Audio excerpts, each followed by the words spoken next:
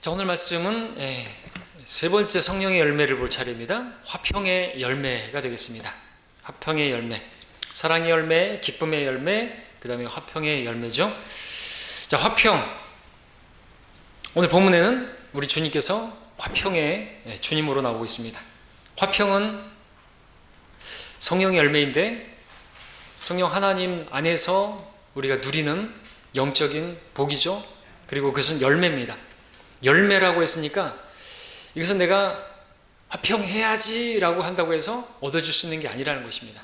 성령의 열매, 하나님께서 주시는 그러한 열매이기 때문에 내가 뭐 맺어야지, 그러니까 맺어야지, 열매이니까 열매로 본다면 내가 맺어야지 한다고 해서 맺어지는 게 아니죠. 그러니까 다시 말해서 내가 화평해야지, 나 평안해야지, 뭐 릴렉스해야지, 나 평안할 겨, 뭐 이런다고 해서 얻어질 수 있는 게 아니라는 것이죠. 이거는 돈으로도 살 수가 없습니다. 마술사 시몬이 돈으로 성령 살려고 했다가 망할 뻔했잖아요, 그죠? 성령을 살 수 없어요. 이 화평도 돈으로 살 수가 없는 것입니다. 다이소에 간다고 해서 살 수 있는 게 아니라는 것이죠. 백화점에서도 살 수가 없는 것입니다. 또 구호를 외친다고 해서 얻을 수 있는 게 아니죠. 시위를 한다고 해서 얻을 수 있는 게 아닙니다. 여러분들, 사람들이 전쟁을 원치 않는다고 피켓을 들고 구호를 외치죠. 그 피켓에는 뭐가 많이 써 있죠? 우리는 전쟁을 원치 않는다. No war. 그 다음에 뭘 써놨어요? 피스예요, 피스. 근데 그렇게 자기네들은 피스가 뭐예요? 평화죠? 평강, 평화, 평안, 화평 다 피스입니다. 영어 성경에서. 우리는 그렇게 번역하고 있는데, 근데 그렇게 외치고 그렇게 팻말을 들고 한다고 해서 그런 평강, 평화는 얻어지는 것이 아니라는 것이죠. 이 화평은 주님을 신뢰하는 데서 오는 열매인 것입니다. 성령의 열매인 것이죠. 성령께서 주시는 열매이고, 그러한 화평은 참된 평강으로 오는 것입니다. 하나님께서 약속하신 그리고 이 화평은요, 세상의 화평이 아닙니다. 세상의 그 평화가 아닌 것이죠. 세상의 평화라든지 국가의 평화라든지 가정의 평화라든지 직장에서의 평화, 이런 건 약속하신 적이 없으십니다. 오히려 주님께서 오셨을 때 뭐라고 그랬습니까? 내가 땅 위에 화평을 주러 왔다고 생각하느냐? 내가 너희에게 말하노니 아니라 오히려 분쟁케 왔노라. 이제부터는 한 집에 5이 있으면 갈라져서 셋은 둘을 대적하고 둘은 셋을 대적하리라. 아버지는 아들을 대적하고 아들은 아버지와 어머니는 딸을, 딸은 어머니와 시어머니는 며느리와 며느리는 시어머니와 대적하여 갈라지리라. 이런 말씀을 하셨다는 것이죠. 진리가 들어가면 가정에 이제 막 분리가 일어나지 않습니까?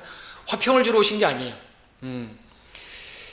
그래서 우리는 이 평화를 위해서 기도하는 게 아닙니다. 어디 가나 내가 가는 곳마다 다 평화가롭게 되어지고 그런 게 아니에요. 로마 가톨릭의 교황이 가는 곳마다 평화가 임하고 그런 거는 아닌 것이에요. 주님께서는 이 세상을 위해서 기도하지 않았죠?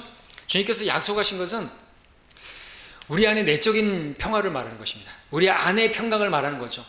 그러니까 우리 밖의 상황이 어떠하든지 간에, 내 가족들이 나에게 어떠하든지 간에, 박해를 하든지 간에, 나라가 시끄럽든지 간에, 세계적으로 뭘로 시끄럽든지 간에, 전염병으로 시끄럽든 기근으로 전쟁으로 시끄럽든 간에 그런 것들과 전혀 무관하게 우리는 화평을, 우리 안에는 평화가, 그거는 주님께서 약속해 주시는 것이, 그것은 주시겠다는 것입니다.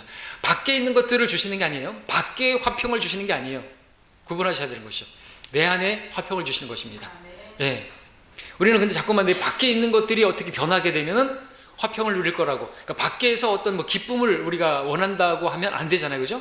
우리 안에 성령 주시는 그 기쁨도 마찬가지고, 기쁨은 우리 안에서, 우리 안에 하나님 나라가 임하면 기쁜 것처럼, 화평과 기쁨이 임하는 것처럼 이 화평도 마찬가지라는 것이죠. 하나님께서 약속하신 것은 이 바깥의 평화가 아니에요. 그래서 우리가 국가를 위해서, 세계를 위해서 세계 평화, 문선명 그쪽이죠? 세계 평화를 많이 주장하잖아요. 전혀 아닌 것입니다. 주님께서 오시지 않으면 평화란 있을 수가 없어요. 주님 없는 세상 무엇뿐이죠? 우리 찬양 있잖아요. 주님 없는 세상 고통과 싸움뿐이라고, 죄와 전쟁은 끝이 없다고 말하잖아요. 왠지 아십니까? 우리 주님께서 화평의 왕이시기 때문에 그렇죠. 살렘 왕이기 때문에 그렇죠. 그래서 시편의 그 122편 6절에 예루살렘의 화평을 위하여 기도하라. 이 말씀은 뭡니까? 그래서 평화를 위해 기도하라 그러는데 예루살렘의 화평을 위해서 기도하라.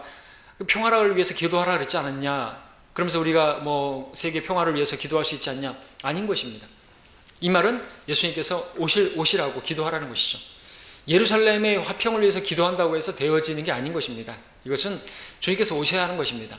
이름이 참 평화의 도시인데 예루살렘, 샬롬. 근데 한 번도 평화가 있은 적이 없어요. 그렇죠? 그 뒤로 예수님 떠나시긴 이후로도 그렇고 없단 말이죠. 주님 오셔야 되는 것입니다. 예, 화평의 왕이 없는데 어떻게 화평이 있을 수가 있겠습니까? 근데 어떤 사람들은 주님 없는 평화를 가져오려고 시도를 하는 것이에요. 왕국 건설자들이 그렇게 하는 것이죠. 자, 우리는 세상을 위해서 기도하지 않습니다. 이 나라를 위해서도 기도하지 않아요. 우리는 평안하게 주님을 섬길 수 있도록 기도할 뿐이죠. 그렇죠? 그리고 세상이 어떠하다 할지라도 우리는 우리 안에서 평화를 누리면서 우리는 주님을 섬길 수가 있는 것입니다. 어떤 상황이라도. 그러니까 평화롭게 뭐 생활할 수 있도록 어떤 뭘 바꿔주시고 그런 게 아니라 우리는 어떤 상황에서도 하나님께서 주시는 평안.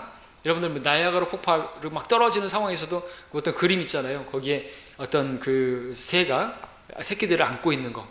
그게 진짜 화평인 거죠. 그런 상황인데 외적인 상황은 아주 평화롭지 못한 상황인데 우린 정말 평화로 보이는 모습이 뭡니까?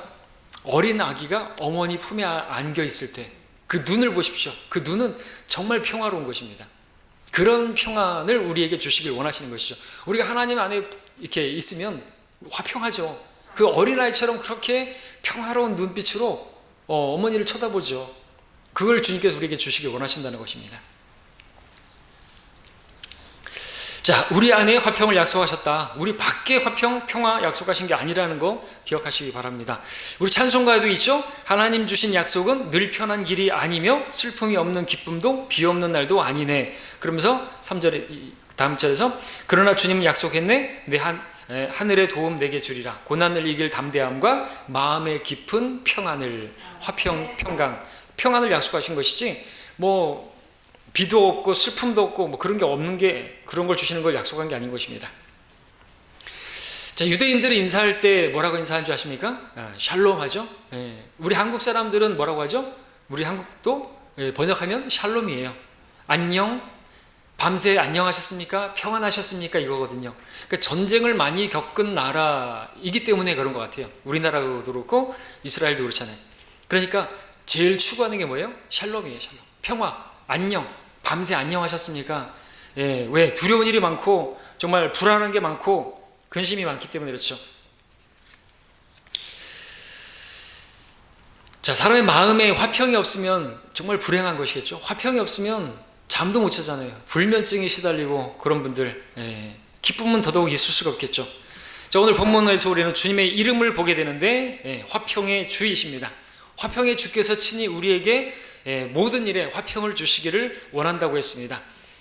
또 모든 일에 화평을 주시기를 원하신다고 그랬는데 그럼 우리가 하는 모든 일에 내가 있는 모든 곳에 화평이 임하는 것이 아니냐 이렇게 말할지 모르겠지만 그게 아니죠. 어떤 일을 하든지 간에 그 일을 하는 데 있어서 상황이 어떠하든지 간에 거기 화평이 있기를 원하는 그런 말인 것입니다.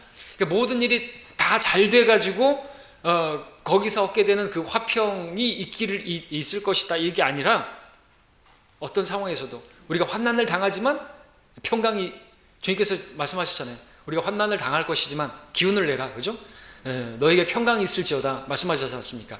환난은 있어요. 근데 환난 중에도 우리가 누리는 평강인 거예요. 그러니까 모든 일에 있어서 어떤 일을 만난다 할지라도 화평이 있기를 바란다는 것이죠. 그 평강을 주님께서 주시기를 원한다고 바울이 그렇게 바라는 것이죠. 자, 본문에 따르면 화평은 우리가 하는 모든 일에 필요한 것입니다. 화평이 없으면 그 모든 일에 두려움과 불안이 있겠죠. 그러면은 그것처럼 그리스도인에게 어울리지 않는 모습도 없지 않습니까? 그리스도인이 맨날 뭐 하는 일마다 막 두려워하고 불안해하고 초조해하고 그런 모습을 보인다면 믿음은 어디서 찾아볼 수 있겠습니까? 그렇죠? 믿음이 어디 있습니까? 자, 우리 하나님은 평강의 주이시고 화평의 하나님이십니다. 데살로니가전서 5장 23절도 보시면 함께 보죠. 우리 잘 아는 말씀 데살로니가전서 5장 23절에 화평의 하나님, 바로 그분께서 너희를 온전히 거룩하게 하시고 너희의 온 영과 혼과 몸이 우리 주 예수 그리스도께서 오실 때까지 책망할 것이 없게 보존되기를 하나님께 기도하노라 했습니다. 여기서도 우리 하나님 이름은 화평의 하나님으로 나오죠. 빌립보서 4장 9절에서도 평강의 하나님께서 너희와 함께 계시리라. 고린도전서 14장 33절에서는 하나님은 혼란의 창시자가 아니요 화평의 창시자이심이라. 자, 화평의 하나님께서 우리에게 화평을 주시길 원하십니다. 내가 너희에게 화평을 남겨두나니 나의 화평을 너희에게 주노라. 내가 너희에게 주는 것은 세상이 주는 것과 같이 아니하니 너희는 마음에 근심하지도 말고 두려워하지도 말라 말씀하셨습니다. 자, 하나님은 화평의 주이시고 우리 주 예수 그리스도께서는 그 화평을 우리에게 주시는 분이십니다. 우리 주 예수 그리스도는 하나님이십니다. 예수님께서 십자가에서 이렇게 못 박혀 죽으실 것을 이제 말씀을 하시고 그렇게 죽게 되면은 제자들이 근심하고 두려워할까봐 이런 말씀을 주신 것이죠. 내가 너희에게 이런 말을 하는 것은 너희가 내 안에서 화평을 지니게 하려 함이라. 요한복음 16장에서 말씀하셨습니다. 그렇게 누차 말씀을 하셨지만 이런 것을 말하는 이유가 내가 이렇게 죽게 된다 할지라도 너희가 화평을 지녀라 이렇게 말씀하셨는데 어떻게 됐습니까? 주님께서 죽으시자 두려워하고 문을 잠궈 놓고 불안해하고 그랬죠. 그래서 그들에게 주님께서 오셔서 뭐라고 하셨습니까? 첫 마디가 너희에게 평강이 있을지어다. 주님께서 제자들에게 남겨질 제자들, 주님께서 떠나셔서 이제 남겨질 제자들에게 그들에게 있기를 바라는 것이 평강이었습니다. 화평이었습니다. 그렇다면 화평이 얼마나 중요한 것인가 알 수가 있겠죠. 그래서 바울도 서신서마다 빼놓지 않고 쓰고 있는 인사에서 또는 말미에서 쓰고 있는 게 뭐니까 너에게 평강이 있을지어다. 하나님께서 너희 모두 함께 있기를 원한다 했을 때는 이제 평강의 하나님께서 로마서 15장 33절에서 또 예수 그리스도로부터 은혜와 평강이 너희에게 있기를 원하노라. 고린도전서 1장 3절, 후서 1장 2절, 13장 11절, 갈라디아서 1장 3절, 6장 11절 등지에서 바울은 계속해서 평강을 바라고 있는데 그만큼 평강이 성도의 삶의 필수이기 때문에 그렇죠. 그 이유는 또 뒤에서 보겠지만 그 평강이 있을 때 우리가 기도하는 것도 이루어지는 것입니다. 먼저는 마음에 평안이 없으면 불안해하고 있으면 전혀 믿는 게 아니잖아요. 그러니까 우리가 기도했다 할지라도 마음에 평안이 없으면 기도 응답을 우리 마음이 두 마음을 품고 있기 때문에 요동하는 것이니까 받을 생각하지 말라고 야고보서에서 말하고 있지 않습니까? 그러니까 중요한 거라는 거죠. 그러니까 평화가 없으면 내 마음에 평화가 없으면 어떤 승리도 없는 것이. 그러니까 우리는 이렇게 생각할 수 있죠. 어떤 승리가 있고 어떤 전쟁에서 승리가 있으면 전쟁과 평화라 그러잖아요. 그죠? 전쟁을 해가지고 거기에 승리가 있으면은 거기에 주어지는 게 평화라고 생각할지 모르겠지만 성경은 거꾸로 말하고 있어요. 그 승리를 위해서는 그 전쟁을 위해서는 주께서 싸우실 수 있도록 우리가 가만히 있어야 된다는 거죠. 나를 십자가에 못 박으라고 말하는 거죠. 우리가 기도하고 주님께 맡기고 나는 할 수 없으니까 주님께서 해주시라고 그렇게 맡기고 하면 평화가 임하고 하나님이 우리 지각을 초월하는 하나님의 평강이 우리의 마음과 생각을 지키면 그때 이제 우리가 주님께 맡겼으니까 이제 그 일은 주님께서 하실 수 있는 거죠. 주님께서 싸우시게 되면 승리는 보장되는 것입니다. 그러면은 이제 화평이 임하는 것이 아니라 이미 화평이 먼저 임하면 그 다음에 승리가 약속되는 것이. 그러니까 이 전쟁과 평화가 아니라 평화와 전쟁이라고 말할 수 있죠. 평화가 있으면 전쟁은 승리는 있는 것입니다. 자, 이 평안을 이제 얻기 원한다면 이제 우리가 무엇을 해야 되는지 먼저 이제 본론으로 들어가서 말씀을 드리겠습니다. 첫 번째입니다. 첫 번째, 무엇보다도 평강의 주이신 그분과 관계를 맺어야 되겠죠. 예. 우리 이사야서 함께 보겠습니다. 이사야서. 죄인들은 이 평안을 누릴 수가 없습니다. 화평을 누릴 수가 없습니다. 그래서 로마서 3장에서는 그들은 평강의 길을 알지 못하였으며 라는 말씀을 읽어보셨죠? 평강의 길을 알지 못해요. 어떻게 하면 화평을 누릴 수 있는지 답이 없어요. 그러니까 약국에서 많이 찾는, 전 세계적으로 많이 팔리는 약이 위궤양 이런 거잖아요. 스트레스, 불면증에 시달리고 우황청심만 먹고 그러잖아요. 이사야서 48장 22절을 보겠습니다. 하나님과 관계를 맺지 않고서 어떻게 화평을 누릴 수가 있겠습니까? 화평의 주이신데, 화평은 주님께서 주시는 것인데, 그래서 영적인 것이기 때문에 물질로는 누릴 수가 없습니다. 이사야서 48장 22절에 말씀하시기를 주가 말하노니 악인에게는 화평이 없느니라는 말씀하고 나오고 있죠. 악인에게는 화평이 없다. 악인이 누구죠? 그의 생각에는 하나님이 없다고 하는 사람들이죠. 시편 14편에서 말하고 있는 것처럼 악인의 생각에는 하나님이 없어요. 그러니까 하나님이 없는 사람은 화평이 있을 수가 없다는 것이죠. 그러니까 죄인들은 화평을 누릴 수가 없는 것이에요. 아무리 평화를 외치고 그래서 전쟁이 없다 할지라도 그 마음의 평화는 없는 것이에요. 바깥에 평화는 있을지 몰라도 자기 안에, 그래가지고 맨날 싸우고 직장에서 싸우고 집안에서 싸우고 그러잖아요. 그죠? 자, 57장도 보죠. 57장 20절.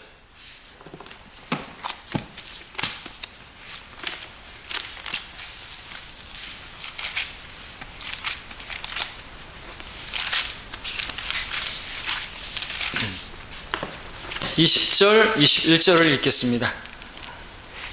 그러나 악인은 요동하는 바다와 같으니 안정하지 못할 때에 물결이 진흙과 오물을 솟구쳐 내게 하는 바다 같도다. 악인에게는 화평이 없다고 나의 하나님께서 말씀하시느니라. 하나님과 관계를 맺지 않은 상태에서 화평이 없습니다. 오늘날 갈수록 그렇겠지만 현대인들 극심한 불안, 초조, 긴장, 두려움 가운데 살아가고 있습니다. 원인이 무엇일까요? 사회, 경제, 문화 그런 데 구조적인 문제 때문인 것인가요? 아닌 것입니다. 그런 것들이 다 해결되어도 안 되는 것이, 하나님과 관계하지 못한다면 어떤 환경에서도 화평을 누릴 수가 없는 것입니다. 그래서 성경은 말씀하죠. 로마서 5장 1절에서 그러므로 우리는 믿음으로 의롭게 되었으니 우리 주 예수 그리스도를 통하여 하나님과 화평을 갖느니라. 하나님과 화평을 누린 사람들이에요. 그러니까 하나님과 지금 그전에는 뭔 관계예요? 하나님과 화평을 누리지 않은 관계는 어떤 관계예요? 원수 관계예요. 하나님의 진노가 그 사람 머리 위에 놓여져 있다고 말하고 있어요. 근데 어떻게 화평이 있을 수가 있겠습니까? 하나님의 심판이 있는 것이에요. 그러니까 자기가 죄인이라는 거 알고 있고, 그런 사람에게는 불안한 감이, 막연한 불안감이라고 하는 그것이 있단 말이죠. 그래서 풍요를 누리고 즐겁고 그렇다 해도 하는 일이 다 잘 돼도 이상하게 화평이 없어요. 평강이 없단 말이죠. 하나님께서 주시는 것인데 그걸 얻지 못했기 때문에 그렇다는 것이죠. 에베소 2장 16절에서는 그 십자가를 통하여 둘을 한 몸으로 만들어 하나님과 화해하도록 함이며 그 십자가로 원수된 것을 죽이려 함이라 그랬습니다. 십자가를 통해서 하나님과 화해한 성도들만이 화평을 누릴 수가 있는 것입니다. 믿음을 통해서, 예수 그리스도를 통하여서. 하나님과 화해하지 않으면 평강이 없습니다. 그래서 바울이 말했죠. 우리는 그리스도를 대신한 대사들로서 하나님께서 우리를 통하여 너희에게 권면하신 것 같이 우리도 그리스도를 대신하여 너희에게 간구하노니 너희는 하나님과 화해하라. 화해가 안 되면 화목은 없습니다. 화평이 없습니다. 하나님과 화해케 하는 복음을 화평의 복음이라고 에베소 6장에서 말하고 있죠. 화평의 복음을 준비한 것으로 너희 발에 신고 그랬습니다. 자, 그렇게 구원받아서 화평의 복음으로 구원받아서 화평의 주께서 우리 안에 거하시면 우리는 화평을 소유한 것입니다. 그런데 그렇다고 해서 다 화평을 누리며 사는 것인가? 구원받은 성도는 모두 다 평안하게 사는 것인가? 현실을 보면 또 그렇지 못한 것도 사실이죠. 그렇기 때문에 우리는 화평을 얻는 방법을, 그 열매인데 좀 더 말씀하고 있는 것을 봐야 되겠습니다. 두 번째입니다. 화평을 누리려면 주님을 신뢰해야 됩니다. 이사야에서 펼쳐져 있습니까? 26장 보십시오. 26장 3절. 자, 화평은 열매라고 했습니다. 무슨 열매죠? 성령의 열매죠. 또한 주님과 교제하고 있는 사람이 맺는 열매예요.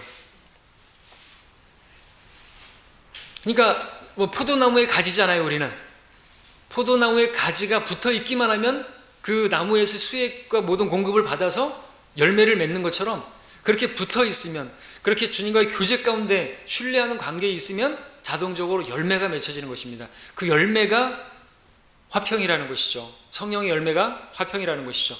그리고 그것을 다르게 표현하면 신뢰의 열매라고 할 수 있습니다. 하나님을 신뢰할 때 맺게 되어지는 열매죠. 이사야서 26장 3절에 주께서는 마음을 주께 의탁하는 사람을 완전한 화평 속에 지키시리니 이는 그 사람이 주를 의뢰함이니이다. 주님을 신뢰하는 어머니 그 품 안에 있는 아기, 완전히 그 자신을 어머니에게 의탁한 가운데 아무 근심 걱정 없는 그 어린아이, 얼마나 화평을 누리고 있습니까? 완전한 화평을 누리고 있죠? 그 눈을 보세요. 얼마나 화평한지 몰라요. 평화롭죠? 그런 눈을 보면 막 부끄러워요. 내 모습이. 우리 어른들은. 왜? 그런 눈빛이 없거든요.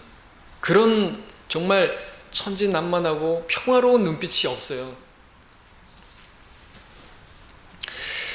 자, 주님께서는 자신을 믿고 의뢰하는 사람들을 완전한 화평으로 지키십니다. 조금 전에 제가 그렇게 화평이 있을 때 또 주님께서 싸우시고 승리를 주신다고 했죠? 그러면 또 이제 화평이 바깥에도 임한다고 그랬죠?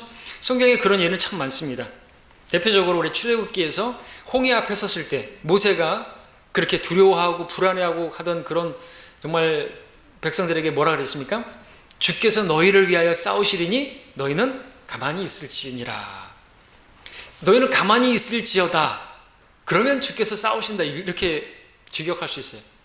그러니까 주께서 싸우실 테니까 너희가 붙잡아야 될 것은 화평이다. 이렇게 피스, 거기서 피스를 쓰고 있습니다. 가만히 있을지어다가 피스인데 홀드, 피스를 붙잡으라. 너희는 화평하고 있어. 그러면 주께서 싸우신다 이거죠. 그러니까 다시 말하면 화평하지 않으면요, 주께서 싸우실 수가 없는 것이에요. 우리가 주님께 맡기잖아요. 그러면 주님께서 싸우시잖아요. 맡겼는데 여전히 불안해하고 있으면 주님께서 싸우실 수가 없는 것입니다. 우리 늘 기도할 때 알아야 되는 것이죠. 주님을 신뢰하면 아무리 어렵고 두려운 상황이라도 완전한 화평을 누릴 수가 있습니다. 그렇죠? 사자 굴 속에 던져지던 다니엘에게 두려움이 있었습니까? 용광로에 던져지던 사드락과 메삭과 아벳느고에게 두려움을 찾아볼 수 있었습니까? 그들은 주님을 신뢰함으로 인해서 그 가운데서도 화평을 누렸던 것이죠.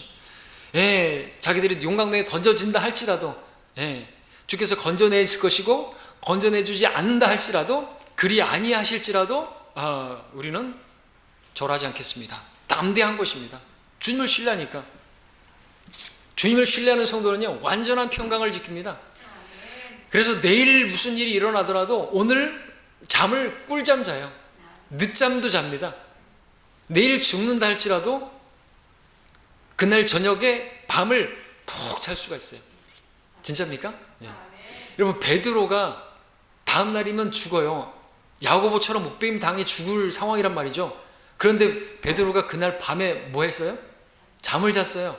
얼마나 깊이 잤는가? 천사가 웬만큼 흔들어서 안 깨놨어요. 그러니까 성경이 뭐라 그랬어요? 옆구리를 쳤다 그러면. 옆구리를 어떻게 쳤을까요? 발로 걷어찰 수도 있잖아요. 뭐 엎드려가지고 옆구리를 치는, 발로 걷어차면서 일어나라고 좀. 그래야 일어났단 말이죠. 어떻게 해요? 예. 여러분, 스테판도 생각해 보십시오. 자기를 죽이려고 돌을 집어든 군중들 앞에서 그가 무서워했다고 성경 나와 있습니까? 아니에요.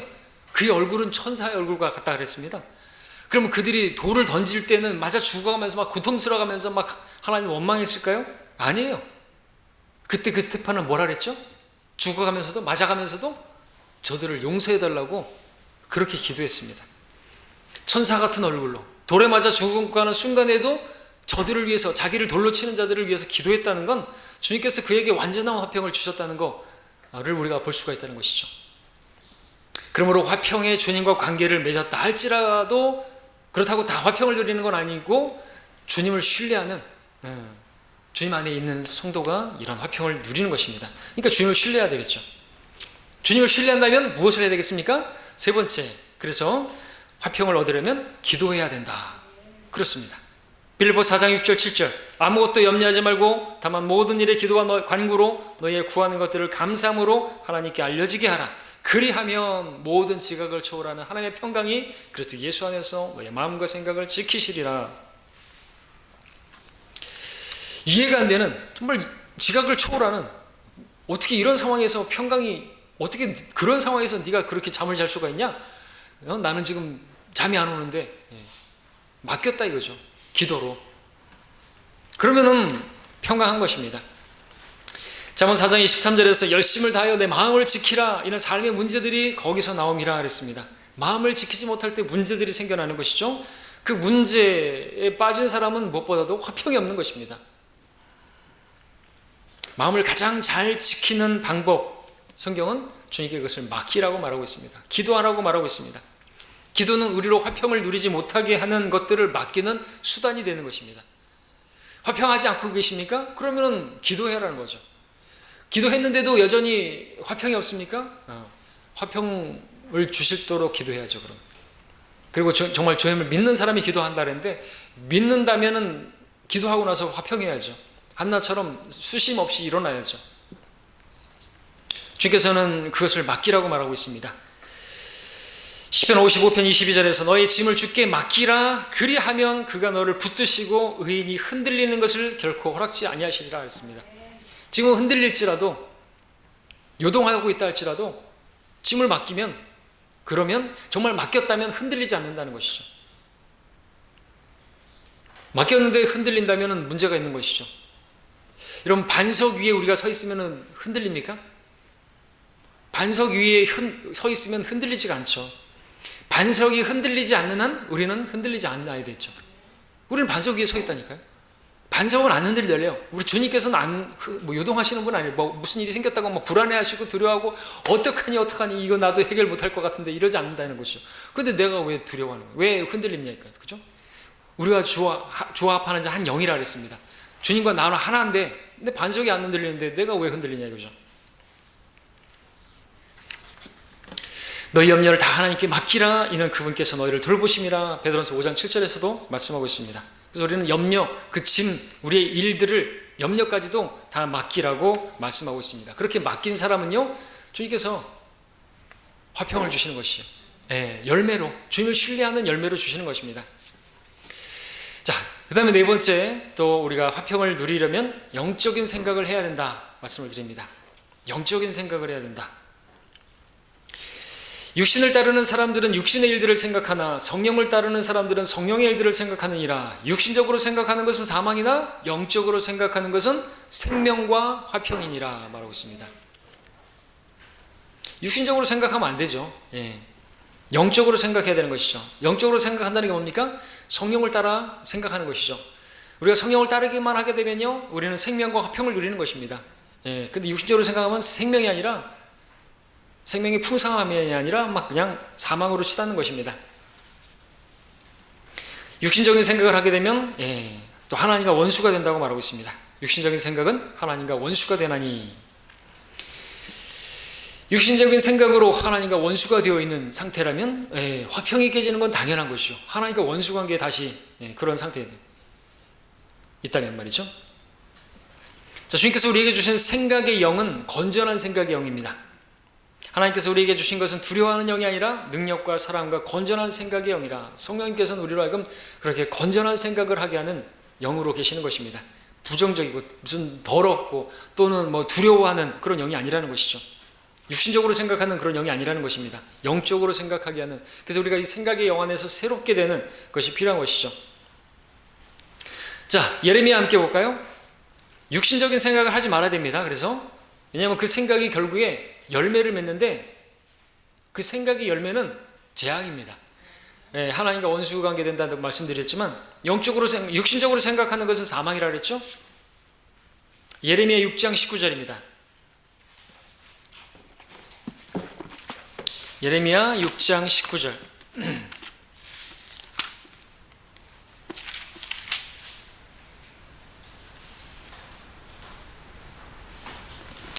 상반절만 읽겠습니다. 오 땅아 들으라. 보라, 내가 이 백성에게 재앙을 가져오리니 곧 그들의 생각의 열매라. 그렇게 말하고 있습니다. 어떤 징계나 어떤 재앙이 임했다. 지금 이스라엘에게 그러한 것들이 임했다. 이유가 뭘까요? 그들의 생각의 열매라는 것이죠. 계속해서 그렇게 생각하면 재앙만 오는 거예요. 열매라는 거죠. 열매. 성령의 열매인데, 우리가 성령을 따라 영적인 생각을 계속하면 화평을 누리는데, 하나님을 신뢰하지 아니하고 다른 것들을 신뢰하고, 이스라엘처럼 그렇게 아시리아 또 주변의 이집트 이런 것들을 신뢰하고 깨진 물통들을 결국엔 재앙을 당하는 거죠. 그들이 생각했던 건 뭡니까? 하나님보다는 지금 눈에 보이는 저런 주변 강대국을 신뢰하고 어떤 것을 신뢰하는 것이 더 나에게 평화를 지금 이 전쟁 가운데서 평화를 지킬 수 있을 거라고 생각한다면 그러한 생각을 가지고 있는 그 생각의 열매로 하나님께서 재앙을 주시는 거예요.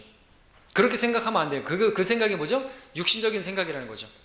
육신적인 생각은 하나님과 원수가 된다 그랬죠. 결국에는 재앙을 당하는 것입니다. 사망이고 그것은 망하는 것이죠. 자, 육신적으로 생각하는 게 재앙이라고 하는 열매를 맺는 것이에요. 그러니까 우리는 생각을 바꿔야 되는 거죠. 생각의 영역에는 새롭게 돼야 되는 거죠. 우리의 마음을 새롭게 하고 그죠? 생각을 바꿔야 되는 것입니다. 마음을 잘 지켜야 되는 것이고요. 자, 우리 주님께서 예레미야 29장을 보시면요, 이제 29장으로 가서 보시면 우리를 향해 가지고 계신 생각을 가져야 돼요. 우리도 그러니까 그런 육신적인 생각이 아니라 뭐 누구를 신뢰하면 이집트를 신뢰하면 평화가 임할 것이다 이런 생각하지 말고 우리를 향해 가지고 계신 생각. 예레미야 29장 11절.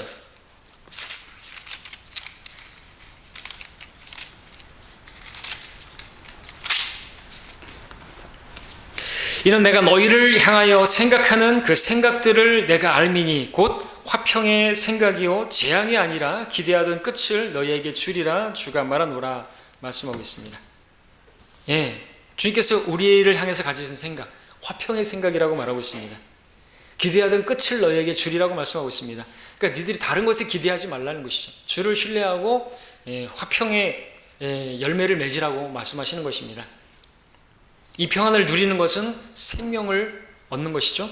그래서 아까 로마서 8장 6절을 읽었을 때 영적으로 생각하는 것은 생명과 화평이라 했습니다. 그것이 사는 것이에요. 계속해서 그 육신적으로 생각하면 어떻게 됩니까?